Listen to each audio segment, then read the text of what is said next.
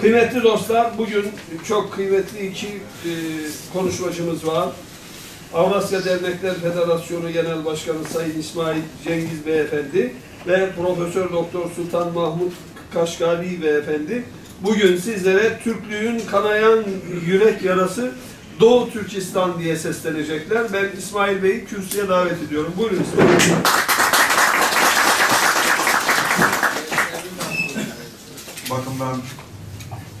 Bakın değerli başkanı Erdoğan Aslı Yüce ve bakın değerli yönetim kurulu üyelerine çok teşekkür ediyorum.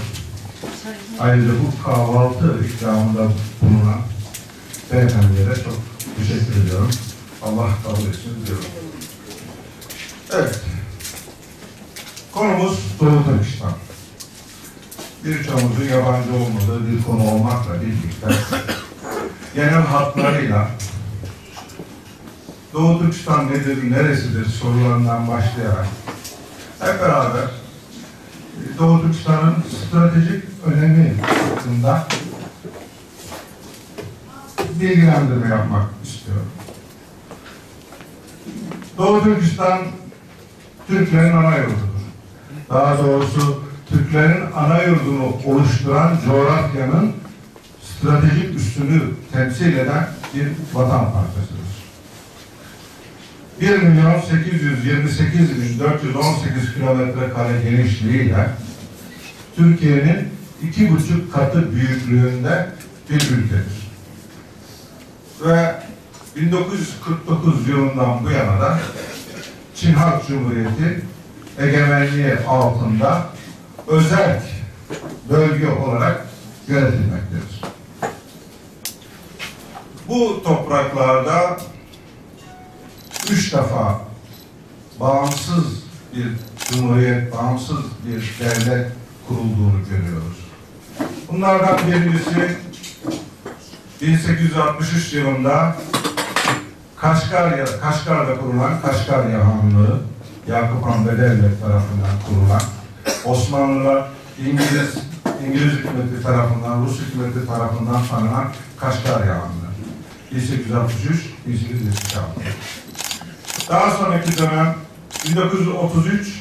1933-1934 yılında yine Kaşgar'da Doğu Türkistan İslam Cumhuriyeti kuruluyor. Onun da ömrü 1 yıl sürüyor. Üçüncü Cumhuriyet yapılanması ise bu topraklarda 1944 yılında görülüyor. 1944 yılında bu defa Rusya'ya yakın, bugünkü Kazakistan'a yakın Gulca şehrinde, başkent Gulca şehrinde Üç Vilayet İnkılabı'nın ardından Doğu Türkistan Cumhuriyeti kuruluyor.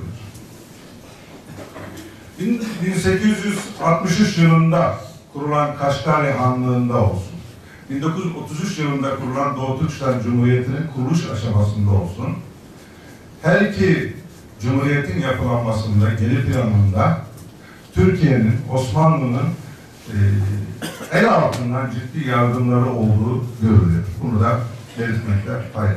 Yani İttihat Terakki'nin gönderdiği subaylar hem bu 1863 yılındaki Kaşgarya Hanlığı'nın kurulmasında yardımcı oluyorlar. Sultan Abdülaziz'e heyet gönderiliyor. Sultan Abdülaziz Han oraya Alman kukul toplarından ve tüfeklerden oluşan yardım heyetini İstanbul'dan Kaşgar'a gönderiyor ve Kaşgarya'da kurulan bu devlet Sultan Abdülaziz Han'a Osmanlı'ya biat ediyor, hutbe okutuyor, para basıyor.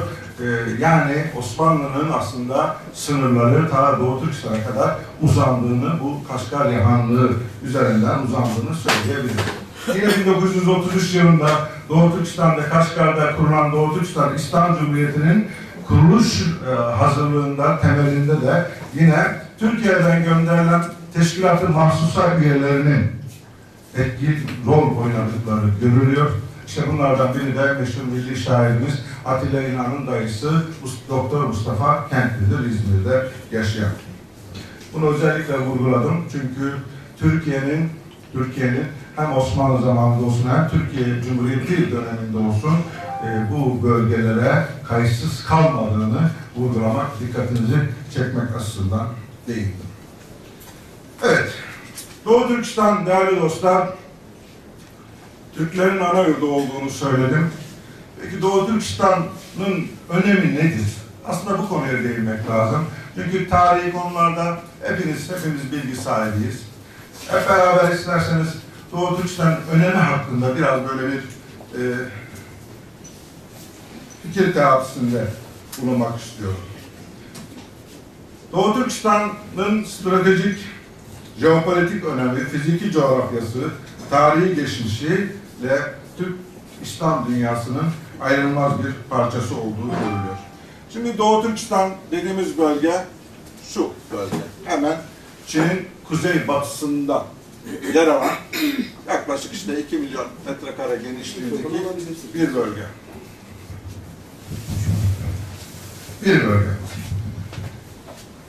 Bu bölge değerli dostlar, coğrafya açıdan önemine değinmek istiyorum.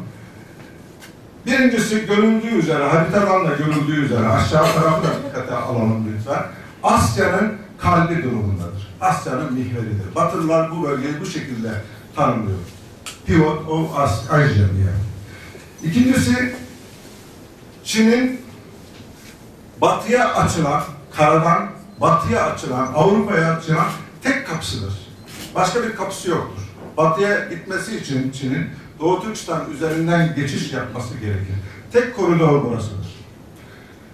Aynı zamanda Doğu Türkistan, Türk dünyasının Uzak Asya'daki, Orta Asya'daki en son durağıdır. En son durağıdır. Yukarıda sadece Sibirya'da Yakutlar var. Onun dışında Orta Asya'da en son durağıdır. Yine Doğu Türkistan'ın coğrafya açıdan önemi Çin ile Hindistan arasında, Çin ile Rusya arasında tampon bölge ifade etmektedir. Tampon bölge vazifesini görmektedir. Askeri açıdan bu bölgeyi değerlendirdiğimizde güneyindeki Himalaya, dünyanın en yüksek tepeleri, Everest tepesi, ortada Tanrı Dağları, yukarıda Altay Dağları, Altın Dağları, bizim söylencelerde geçen ve hemen şu ortada Türkiye'nin genişliği kadar hemen hemen 600 bin kilometre kare genişliğinde Taklamakan Çölü, hemen sağ tarafta şu bölgede Lopnor Çölü vesaire bütün bu etkinler doğal setlerden dolayı Çin için güvenli bir bölgedir askeri açıdan. Hem aynı zamanda bu özelliklerinden dolayı Çin açısından askeri savunma merkezidir. Çünkü bütün saldırıları göğüsleyebilecek doğal setlere sahiptir. Tanrı Dağları'yla, yukarıdan Altay Dağları'yla, aşağıdan Himalaya ve Everest Dağları'yla tam bir doğal set görünümündedir. Dolayısıyla bu lojistik açısından da Çin bakımından askeri üst konumundadır. Siyasi açıdan bu bölgeye baktığımızda değerli dostlar, Türkiye ve Özbekistan'dan sonra en kalabalık ve en dinamik Türk nüfusunu taşıyan bir bölgedir. Yaklaşık 30 milyon Müslüman Türk'ün yaşadığı bir bölgedir. Türkiye ve Özbekistan'dan sonra. Aslında üçüncü bir Türk topluluğu var, İran var. Ama ben sınırları belli, bir coğrafi devlet açısından baktığım için üçüncü bölge olarak Doğu Türkistan'ı gösteriyorum. Siyasi açıdan bir başka bu bölgenin en önemli özelliği konumu, doğal setleri bakımından biraz evvel saydığım konumundan dolayı, doğal setlerinden dolayı 90'lı yıllardan sonra bağımsızlığını elde eden şu gördüğünüz Tacikistan, Kırgızistan, Özbekistan, Kazakistan, Türkmenistan gibi Türk Cumhuriyetlerinin sigortası konumundadır. Sarı tehlikeye karşı soydaşlar için, bu Türk Cumhuriyetleri için aynı zamanda bu bölge tampon bölge olarak görülmektedir.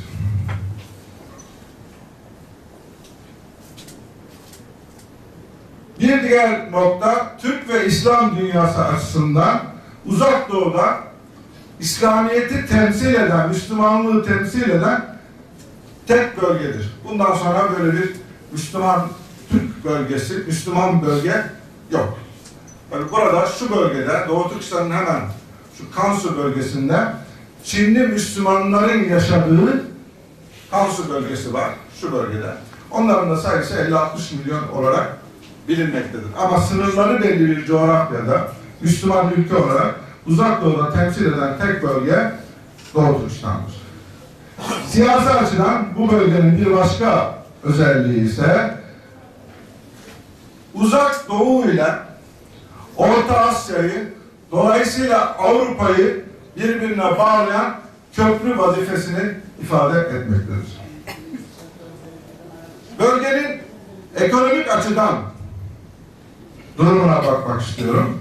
Yeraltı ve yerüstü rezervleri bakımından bu bölge değerli dostlar gelecek yüzyılın ham madde deposudur.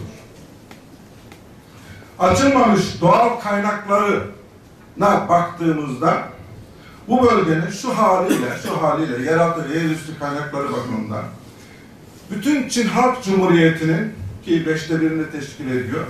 Yani 1,5 milyara yaklaşan Çin Halk Cumhuriyeti'nin %25'ini bu bölge ekonomik açıdan beslemektedir. Açılmamış kaynaklarına rağmen.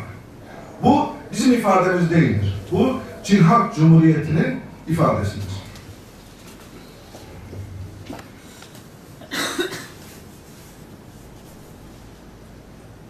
Çin'in Doğu Türkistan'ın hem siyasi hem askeri hem jeopolitik açıdan hem ekonomik açıdan bu durumu bu bölgenin Çin için vazgeçilmez olduğunu ortaya koymaktadır. Bu da bizim aslında talihsizliğimizdir. Yani Kerkük'te ne yaşanıyorsa, Musul'da ne yaşanmışsa Türkler açısından söylüyorum. Bizde de yaşanan aynıdır. Çünkü bu bölge doğal gaz ve petrol bakımından gerçekten gelecek yüzyılın deposudur. Sadece şu 600 bin kilometre kare genişliğindeki bölgenin ortasında yer alan Taklamakan Çölü'nün altı çok ciddi doğalgaz ve petrol rezervleriyle dolu olduğu ifade edilmektedir. Yine kendi rakamlarına göre, Çin Halk Cumhuriyeti'nin rakamlarına göre bütün Çin Halk Cumhuriyeti'nde çıkan maden sayısı 171 çeşit maden çıkmakta. Çin Halk Cumhuriyeti'nde. Değerli dostlar, bu 171 çeşit madenin 138 çeşidi tek başına bu Doğu Türkistan bölgesinden çıkarılmaktadır. 171 maden çeşidinden 138'i. Bu madenlerinden 5'i kaynak bakımından ise bütün genelinde ilk sırada yer almakta. Yine 24 maden çeşidi bütün Çin genelinin ilk 5'inde, 43 maden çeşidi ise ilk 10 sırasında yer alıyor. Bunu biraz daha detaylandırmak gerekirse Doğu Türkistan'da 2,19 trilyon ton kömür rezervi bulunduğu, 20,86 milyar ton petrol rezervi bulunduğu, 10,3 trilyon metreküp doğalgaz rezervi bulunduğu resmi Çin kaynaklarınca ifade edilmektedir. Bunun dışında bu bölgede değerli dostlar, hemen şurada nükleer araştırma merkezi vardır. Atom denemeleri, Çin'in atom denemeleri, yeraltı ve yerüstü atom denemeleri ve nükleer çalışmaları şu gördüğünüz Lok Gölü'nün etrafında yapılmakta ve denemeler şu Taklamakan Çölü'nden doğru yer altında yapılmaktadır. Şu anda durdurulmuş olmakla birlikte nükleer çalışmalar devam etmektedir. Bunu neden söylüyorum? Çünkü bu bölgede petrol, doğalgaz, kömür, altın, pamuk vesaire bütün bu yeraltı ve yerüstü kaynaklarının dışında tungsten, wolfram ve uranyum gibi stratejik madenlerin hepsi bu Doğu Türkistan bölgesinden elde edilmektedir. Bu Doğu Türkistan'ın doğal kaynaklar bakımından ne kadar zengin olduğunu ortaya koymakla birlikte aynı zamanda bu bölgenin Çin içinde ne kadar vazgeçilmez bir bölge olduğunu da ortaya koymaktadır. Dolayısıyla bizim burada yaşayan yaşam mücadelesi veren 30 milyon kardeşimizin verdiği mücadele öyle basit bir mücadele değildir. Bir tarafa 30 milyon gibi bir nüfusla 1,5 milyar gibi devasa bir nüfusa sahip Çin'e karşı siyasi, askeri açıdan, ekonomik açıdan bağımsızlık mücadelesi vermek kolay bir iş değil. Mutlaka jeopolitik açıdan, siyasi açıdan, askeri açıdan desteğe sahip olmanız gerekir. Ancak bizim Doğu Türkistanların muhacerette, diasporada böyle bir desteğimiz var mı? Sanmıyorum. Ama bütün bu özelliklerinden dolayı Çin için dezavantajı şudur bu bölgenin.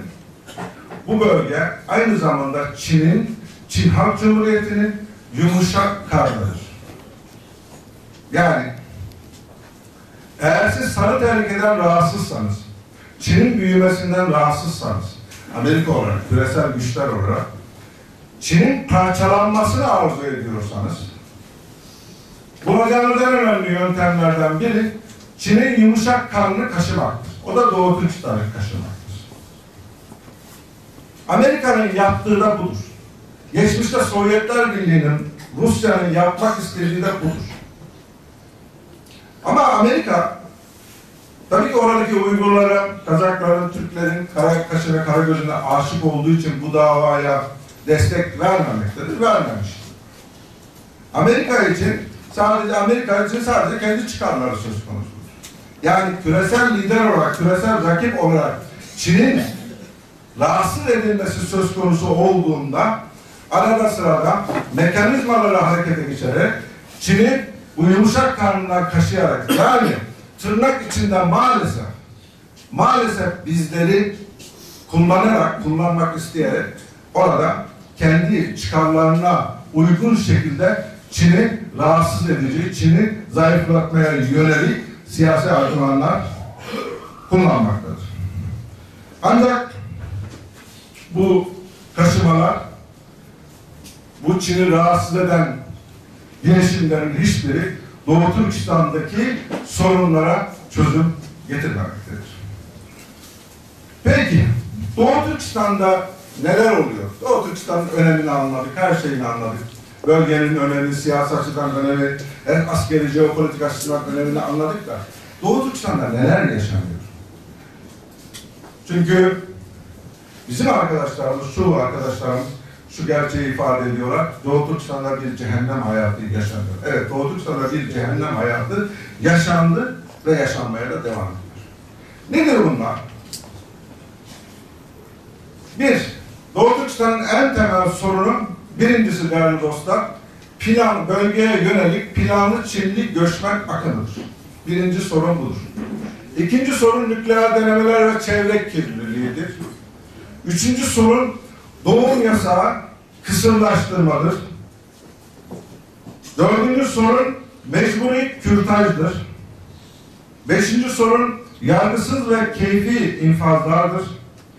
Altıncı sorun izinsiz organ alımı ve ticaretidir. Yedinci sorun uyuşturucu ve içki kullanımı ve bunların ticaretidir. Sekizinci sorun ekonomide hayatın diğer alanlarında, her alanda yaşanan eşitsizlikler ve adaletsizliklerdir. Dokuzuncu sorun ise ırk ayrımcılığıdır. Bütün bu sorunların topladığınızda tabii en önemli sorunumuz halkımız dini ve milli kimliğini koruma yolunda ciddi bir sıkıntı yaşamakta.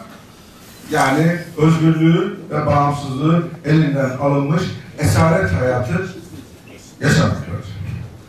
Şimdi sorunların birincisine değinecek olursak hemen planlı göçmen akımı. Değerli dostlar, 1949 yılında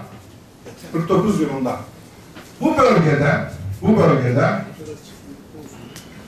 yaşayan Çinli nüfusu 340 bin, 360 bin civarındaydı. Yani o dönemde nüfusun %7'sine tekabül ediyor. 49'dan bu yana gelen şu günümüzde ise bu sayının 30 milyona ulaştığını rahatlıkla söyleyebiliriz. Yani dolayısıyla Doğu Türkistan'ın nüfusunu ifadelendirmek gerekirse sadece 30 milyon Türk değil, aynı zamanda bu bölgede bir o kadar da 20 milyon, 25 milyona yakın Çinli nüfusla birlikte bölgede 55 milyona yakın insan yaşamaktadır. Bugün gelinen noktada bölgedeki Çin nüfusunun oransal ifadeyle %45'lere ulaştığını kendileri ifade etmektedir ki 49'da işgalden önce %7 olan Çinli nüfusu günümüzde %45'e çıkmışsa bu Çinli göçmen akımının temelinde, planlı Çinli göçmen akımının temelinde bir jenosit, bir asimilasyon hareketi olduğunu söylemek mümkündür. Tabii Çinli göçmen geldiğinde beraberinde kendi kültürünü getirmekte, kendi dini inançlarını, dini sistemlerini, örf adetlerini de beraberinde getirmekte ve hakim unsur olarak da maalesef bizim milli kültürümüzü, örf adetlerimizi dejenere edici baskı kuran bir sistemle bizi abluka altına almaktadırlar. O ablukalardan birisini size söyleyeyim. Yarken, Kaşgar, Hoten, Kumu, Tulca, Türklerin meskun olduğu bütün şehirler ve köyler. Abartısız söylüyorum. Yani bir yerde işte bir Uygur köyü var. 200 kişinin, 500 kişinin yaşadığı. O köyün etrafına uydu kentler kurarak, Çinli göçmenleri yerleştirerek o köyü, o kasabayı, o ilçeyi, o şehri abluka altına alıyorlar. Nefes almamızı bile engelleyecek bir sistemli çalışma içindeler. İkinci sorunumuz, bahsettiğimiz gibi nükleer denemeler, çevre kirliliği, çok ciddi bir radyoaktif etkilerden dolayı doğumlarda ciddi sorunlar yaşanmakta. Bunu içimizdeki sağlıkla ilgili doktorlarımız tahmin ederler. Biz geçen 10 yıl içerisinde Ukrayna'da yaşanan bir radyoaktif etkiden dolayı nasıl etkilendiğimizi bir varsayın. Oradaki kardeşlerimiz burnunun dibinde yapılan 46'nın üzerinde yeraltı ve yerüstü nükleer denemelerden, atom denemelerinden ne şekilde etkilendiğini siz tasavvur edin, siz düşünün. Ciddi bir doğum yasağı var. Bu üçüncü problemimiz. Bu nedir bu doğum yasağı? Tabii ki Çin haklı olarak diyor ki ben nüfusun 1,5 milyara ulaştı. Ciddi bir artış var. Bunun önünü kesmem lazım. Dolayısıyla ben mecburum diyor doğum yasağı yapmaya. Amin. Ama burası işgal edilmiş, sonradan Çırak Cumhuriyeti'ne dahil edilmiş bir toprak. Ve özel yönetimle yönetiliyor. Otonom bölge. Dolayısıyla otonom bölgenin kendine has kanunları, yasaları vardır. Ki Çırak Cumhuriyeti yasasında da bu ifade edilmiştir. Ayrıca bu bölgede yaşayan insanlar Çin kültüründen farklı insanlar. Çin ırkından farklı insanlar. Müslüman ve Türkler. Dolayısıyla yaşayışları farklı, medeniyetleri farklı, aile sistemleri farklı. Bunu da belki dikkate alarak Çin'de bir olan doğum yasağı bizde 2 çocukla sınırlandırılmış. Kentler için konuşuyorum. Kırsal kesimde ise bu çocuk sayısı 3'le sınırlandırılmıştır. Ancak bu doğum yasağı politikası Çin vatandaşları için bir çocukla sınırlı olan bu doğum yasağı politikası ilginç bir şekilde Doğu Türkistan bölgesine yerleştirilen Çinli göçmenler için uygulanmamaktadır. Serbest. İstediğiniz kadar doğum yapın. Burada da asimilasyonun izlerini görmek mümkün. 4. sorunumuz mecburi kürtaj ve kısırlaştırma. İnsanlarımızın doğum yapmasını engellemek, nüfusun artışını engellemek için kadınlarımız mecburi, zorunlu ve kolektif kürtaja tabi tutulmaktadır. Yani 2 çocuk yasağı var, 3. çocuğa hamile. Köyde yaşıyorsunuz, şehirde yaşayanlar bir şekilde kurtuluyor. Ama köyde yaşayanların kurtulma şansı yok. Hemen Komünist Partisi'nin köydeki yetkilisi haberdar oluyor, muhtara haberdar oluyor. 1 aylık, 2 aylık, 3 aylık, 7 aylık, 8 aylık, 9 aya 5 gün kalsın, 10 gün kalsın fark edilmiyor. Hemen alıyorlar ve orada hazır bu ambulans sistemlerinde, ambulansın içerisinde bu şeyler, nedir o? Mecbur kürtaj gerçekleştiriliyor. Hatta çoğu yerde bu 3 aylık, 2 aylık, 5 aylık ihbar üzerine alınmış olan kadınlar 3 aylıkken, 5 aylıkken toplanıyor. 15, 20, 30 kişi neyse ve kolektif sağlıksız ortamlarda, sağlıksız şartlarda kolektif ve zorunlu kürtaja tabi tutuyorlar. Bunun değişik usulleri var biliyorsunuz. Yüzsük, iğne batırmak vesaire vesaire. Ve cahil kadınlarımızı en kötü taraf erkeklerimizi bilhassa köylerde bilhassa bu güney kesimlerde köylerde topuğa vurulan bir çeşit iğne ile kısırlaştırma yoluna gittiklerini öğrendik ki bu da Amnesty International Uluslararası Af Örgütü'nün raporlarında belgelenmiştir. Yargısız infazlar var, keyfi infazlar var. Yani şu anda 10.000'e yakın gencimizin ne olduğunu bilmiyoruz.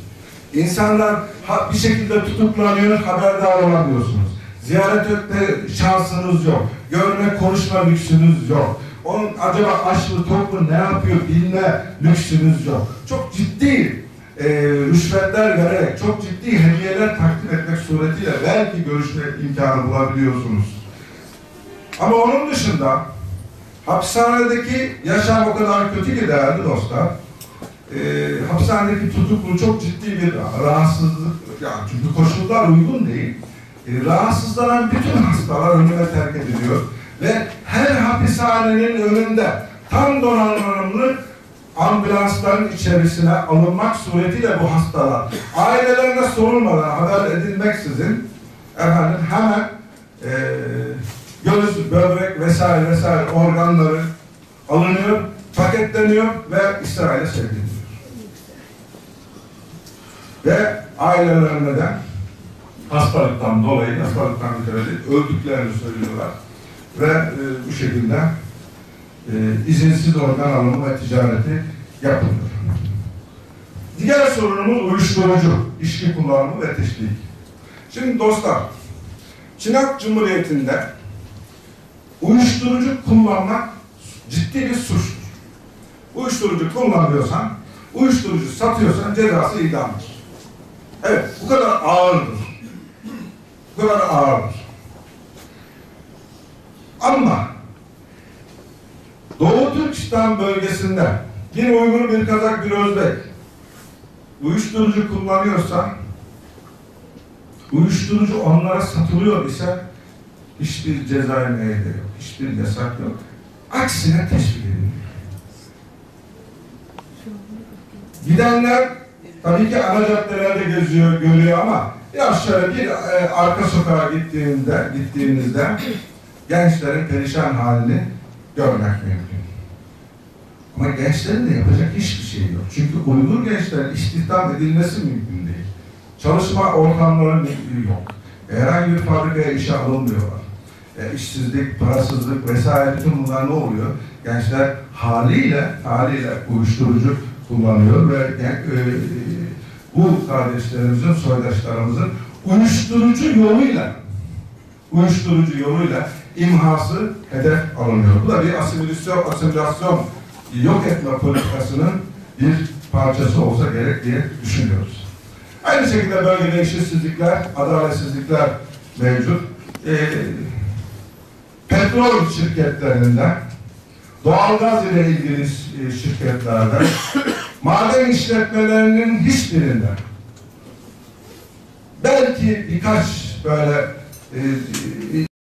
istisna edemiyorum ama bir Uygur veya Kazak çalıştırılmıyor. Güvenlik nedeniyle çalıştırılmıyor ve başka sebeplerle bu bölgede çalıştırılmıyor. Dolayısıyla böyle bir eşitsizlik ve adaletsizlik söz konusu. Gelir ayrımcılığı da tabii ki söz konusu. Halkımız hakir görülüyor. Kendi topraklarında hiçe sayılıyor. Örf adetleri çiğneniyor. Eğitim hakkı kendi dilinde eğitim görme hakkı elinden alınmış durumda. Bir tane üniversite var. Üniversiteye bağlı onlarca fakülte, enstitü var bu bölgede. Ancak Doğu Türkistan, Şincan Üniversitesi adı verilen Doğu Türkistan'da resmi dil Çin'dir. Tabii ki otonom bölge olmasından kaynaklanan sebeplerle resmi dilin Türkçe, Uygur Türkçesinde olması gerekir. Ancak ki Çin Anayasası'nda da bu hak verilmiş olmakla birlikte maalesef uygulanmıyor. Şimdi bütün bu sorunlar, bütün bu bölgenin özelliklerinden sonra şu soruyu sorabilirsiniz. Peki ya bu Çin Halk Cumhuriyeti Anayasası'nda bunlara hiçbir hak hukuk verilmemiş mi? Evet, Çin Halk Cumhuriyeti Anayasası'nda bütün hak ve hukuklar verilmiş. Anayasada kağıt üzerinde her türlü hak ve hukuk var. Bir Uygur, bir Kazak, bir Çinli vatandaşı eşittir, eşit muamele görecektir. Anayasada bunlar yazılıyor. Ancak uygulamada bunların hiçbirisi uygulanmıyor. Uygulamada Komünist Partisi'nin sistemi geçerli. Komünist Partisi sekreteriyasının uygulaması geçerli. Bölgenin de olan o. Yani bölge özel bölge, otonom bölge. Özel bölgenin bugünkü tabirle belki başbakanı diyebileceğimiz şahıs bir Nurbekli, şimdi değişti, bir Uygur Türk'ü. Yardımcıların 5 yardımcısından 4'ü Uygur Türk'ü, biri Kazak Türk'ü. Ama büyük bir iş yapmaya gittiğinizde, anlaşma imzalamaya gittiğinizde o bölgenin başbakanı olarak zikredilen Uygur Türk'ünün hiçbir imza yetkisinin olmadığını görürsünüz. Komünist Partisi, bölgedeki Komünist Partisi Genel Sekreteri tek yetkilidir. Tek imza yetkisi olur. Ona sormadan hiçbir iş yapılmaz. Dolayısıyla bu bölgede Komünist Partisi'nin yöntemleri uygulanmaktadır. Onun dışında bu bölgede artı bir başka üçüncü bir güç var. O güç de Bintang dedikleri Çinli çiftçilerden oluşan askeri birlikler var. Bunların da sayısının 2 milyon üzerinde olduğu söyleniyor. Tabii bölgenin stratejik jeopolitik konumundan dolayı Çin hükümeti böyle bir tedbir almış görünüyor. Peki bunca sorunla 1,5 milyar nüfus 1,5 milyar gibi devasa nüfusun altında 60 yıldır esaret altında yaşayan 30 milyon insanın davasının küresel bir sorun haline dönüşmesi mümkün mü? Mümkün olduğunu son 5 yıl içerisinde yaşadık, gördük. Özellikle Amerika'daki bu olaydan sonra, olayından sonra, uçak olayından sonra Çin hükümeti Uygurları terörist göstermek için onları uluslararası terörizm şebekesinin içerisinde adlarını zikretmek için büyük gayret sarf ettiklerini görüyoruz. Ve Amerika'da radikal İslam'a karşı tedbir almak için Çin'in bu çıkışına göz yummuş ve dolayısıyla Çin'in bu bölgede uyguladığı Uygur Türklerine ve Kazak Türklerine uyguladığı devlet terörüne sessiz kalmıştır.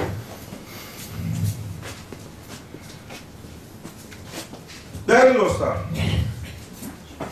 peki bu Türkiye açısından bu bölgeye nasıl bakmalıyız? Bu sorunun da cevabını verip daha sonra değerli hocama ben konuşmayı bırakmak istiyorum. Çin Halk Cumhuriyeti, küresel güç olmak istiyor. Küresel lider olmak istiyor. Ekonomik açıdan, siyasi açıdan hepimiz görüyoruz. Amerika'dan sonra benim diyor. Ve Amerika'yla ekonomik veriler önümüzdeki 5-10 yıl içerisinde bu gidişat bu şekilde devam ederse en azından ekonomik açıdan Amerika'nın önüne geçebileceği söyleniyor. Askeri açıdan bir soru işareti var. Ancak Çin'in küresel güç olması için, Çin'in küresel lider olması için mutlaka Batı'ya ulaşması lazım. Batı ile entegrasyonu lazım. Bunun için de Doğu Türkistan'ı üs olarak kullanmak mecburiyeti var. Doğu Türkistan'ın bir başka önemi değerli dostlar, bütün bu Çin Halk Cumhuriyeti'nin Kazakistan, Özbekistan, Kırgızistan ile yapmış olduğu doğalgaz ve petrol anlaşmalarından mütevellit buradan elde edilen doğalgaz ve petroller boru hatlarıyla Doğu Türkistan üzerinden Çin'e ulaştırılmaktadır. Yani ciddi bir enerji koridorunun üzerindedir Doğu Türkistan. Bu bakımdan eğer Çin Halk Cumhuriyeti küresel güç olmak istiyorsa Kazakistan üzerinden veya İran üzerinden, ki stratejik ortaklık kurmuş durumda İran'la, İran üzerinden Türkiye ile işbirliği yaparak Avrupa'ya açılmak mecburiyeti var. Bunun bir ayağını gerçekleştirdi. Nereye kadar uzandık? Şimdi Kazakistan'ın bütün enerji potansiyelini Çin Halk Cumhuriyeti %50'sini parasal kaynağını vererek ele geçirmiş durumda.